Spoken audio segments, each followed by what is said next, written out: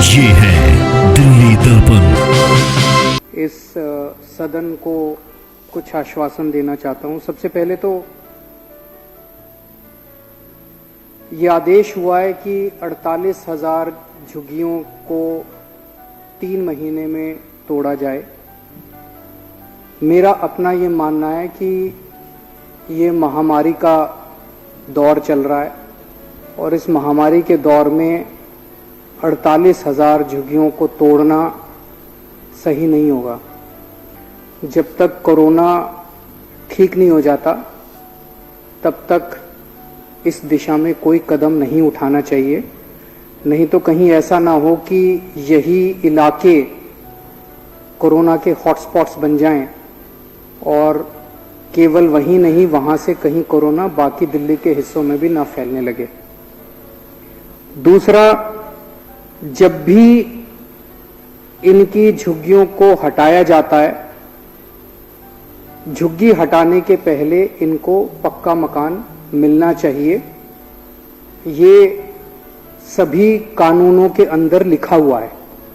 केंद्र सरकार का संसद द्वारा पारित किया गया special provisions act, DUSIB act, DUSIB policy और दूसिब प्रोटोकॉल, ये 4 कानून ऐसे हैं जो कि साफ साफ कहते हैं कि किसी भी झुग्गी वाले को अगर हटाया जाएगा तो पहले उसको पक्का मकान दिया जाएगा। तीसरी चीज, जो भी पक्का मकान मिले वो वहीं होना चाहिए, जो जहां झुग्गी वहां मकान जो है, अंग्रेजी में उसको इन सीटू रिहैबिलिटेशन कहते हैं। और ये इन सीटू रिहैबिलिटेशन हमारी सरकार ने आने के बाद दूसिब पॉलिसी बनाई है और दूसिब पॉलिसी में ये हमने उनको अधिकार दे दिया है।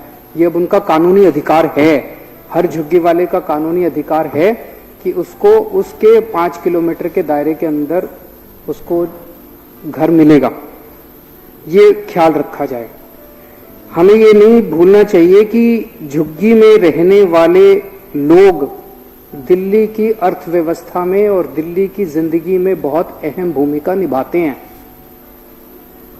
अगर एक दिन के लिए दिल्ली के सारे नेता काम करना बंद कर दें तो दिल्ली चल जाएगी। एक दिन के लिए दिल्ली के सारे अफसर काम करना बंद कर दें तो दिल्ली चल जाएगी। लेकिन अगर एक दिन के लिए दिल्ली के सारे झुग्गी वाले काम करना बंद कर दें तो दिल्ली बंद हो जाएगी, दिल्ली चल नहीं सकती।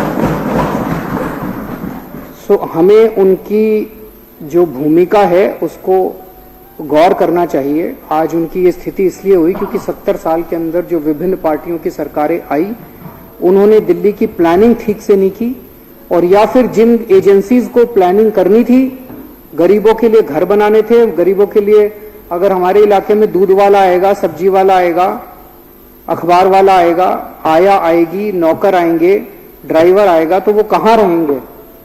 उनके रहने के लिए अलग अलग एजेंसीज ने 70 साल में घर नहीं बनाए और जिसकी वजह से पूरी दिल्ली के अंदर झुग्गियां फैलती गई।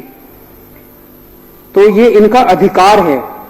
पहली चीज कि झुग्गी तोड़ने के पहले उनको पक्का मकान दिया जाए, ये अलग अलग कानूनों में है, और जहां झुग्गी है उसके 5 किलोमीटर के दायरे के अंदर उनको घर मिलना चाहिए। ये दिल्ली में आम आदमी पार्टी की सरकार ने आने के बाद पॉलिसी के अंदर डाल दिया है। मैं आज इस सदन के माध्यम से सभी उन 48,000 झुग्गी वासियों को आश्वासन देना चाहता हूं कि आपका मकान, जब तक आपका ये भाई, जब तक आपका ये बेटा जिंदा है, आपको हम किसी हालत में उजड़ने नहीं देंगे।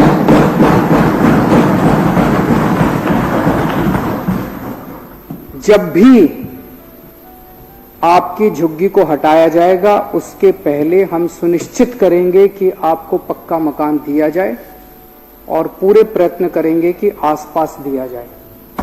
इसके लिए मुझे किसी के पास जाके गिड़गिड़ाना पड़े, चाहे मुझे किसी के जाके पैर पकड़ने पड़े, और चाहे मुझे किसी से लड़ना पड़े, संघर्ष करना पड़े, मैं आपको आपका ये हक दिलवाऊंगा। या तो केंद्र सरकार आपको पक्का मकान दे देगी और नहीं तो फिर दिल्ली सरकार आपको पक्का मकान देगी। आज मैं आपको आश्वासन दिल्ली के सभी लोगों को, मुझे बेहद खुशी है आज केंद्र सरकार ने जो एफिडेविट कोर्ट में जो दिया है, उन्होंने केंद्र सरकार ने कहा है कि दिल्ली सरकार, रेलवेज और अर्बन डेवलपमेंट मिनिस्ट्री केंद्र सरकार की तीनों मिलके अगले 4 हफ्ते के अंदर इसका समाधान निकालेंगे। मैं समझता हूं कि ये भी एक ऐसा मुद्दा है जिस पे राजनीति ना करने की बजाय, क्रेडिट की लड़ाई ना लेने की बजाय सबको मिलके, बिकॉज इसमें ये बहुत बड़ा काम है, बहुत सारे झुग्गी क्लस्टर्स इन्वॉल्व हैं। अगर इसकी पूरी, मैं सोच रहा था कॉम्प्रिहेंसिव प्लानिंग करनी पड़े तो मान लीजिए ये झुग्गी क्लस्टर है, अब इसके आसपास की जमीन ढूंढनी पड़ेगी कि कहाँ है जमीन। वो जमीन दिल्ली सरकार की भी हो सकती है, डीडीए की भी हो सकती है, रेलवे की भी हो सकती है, किसी, सबको साथ आना पड़ेगा। अगर सारे लोग अच्छी फीलिंग से और अच्छी इंटेंशन से साथ आके काम नहीं करेंगे तो ये प्रोजेक्ट कभी भी नहीं हो पाएगा। तो फिर से मेरी यही विनती है कि मुझे खुशी है कि आज जो एफिडेविट दिया गया वो एक पॉजिटिव एफिडेविट है और सब लोग मिलके, केंद्र सरकार और दिल्ली सरकार, इसका समाधान निकालेंगे ताकि हमारे 48,000 गरीब बहन भाइयों को उनका अधिकार मिल सके, उनका घर मिल सके।